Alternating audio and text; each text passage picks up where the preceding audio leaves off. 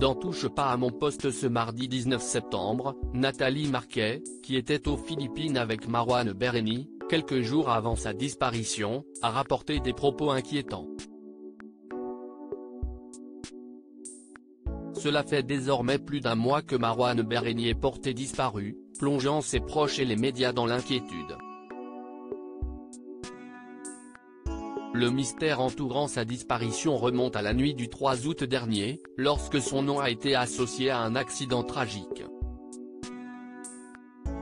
Une femme de 38 ans a été violemment heurtée par un 4x4 de location, enregistré au nom du célèbre acteur connu pour son rôle dans Plus belle la vie. L'incident s'est produit aux abords d'une discothèque près de Mâcon, en Saône-et-Loire. Le conducteur du véhicule a pris la fuite, laissant la victime sans assistance.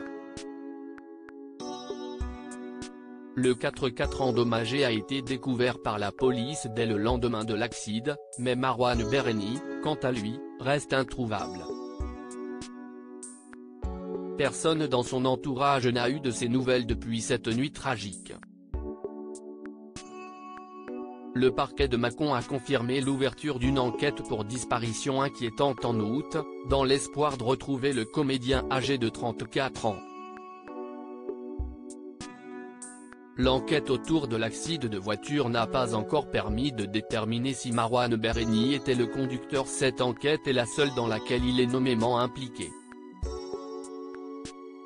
Une seconde enquête, ouverte contre X pour blessure involontaire ayant entraîné une incapacité totale de travail, IT, de moins de 3 mois avec délit de fuite, n'a pas encore permis de déterminer si Marouane Berreni conduisait effectivement le 4x4 lors de l'accident.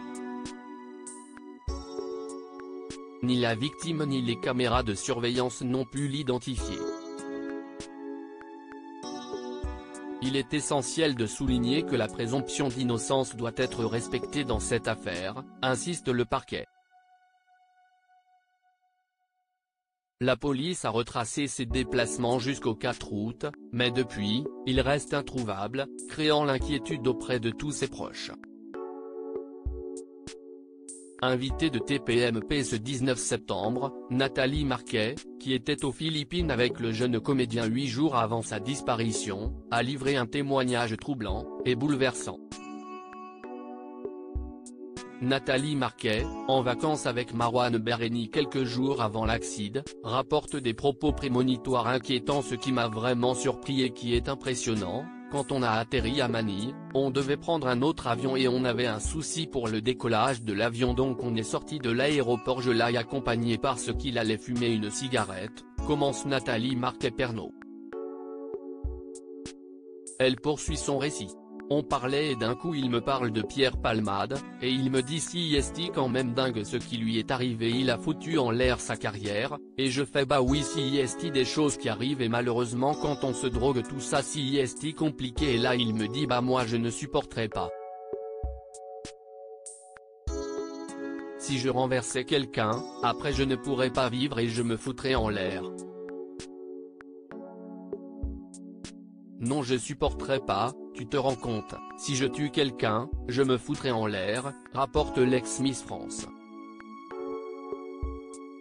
Des propos choquants et très troublants qui risquent de faire parler dans les heures à venir. Touche pas à mon poste, à retrouver en intégralité sur l'application Mi Canal.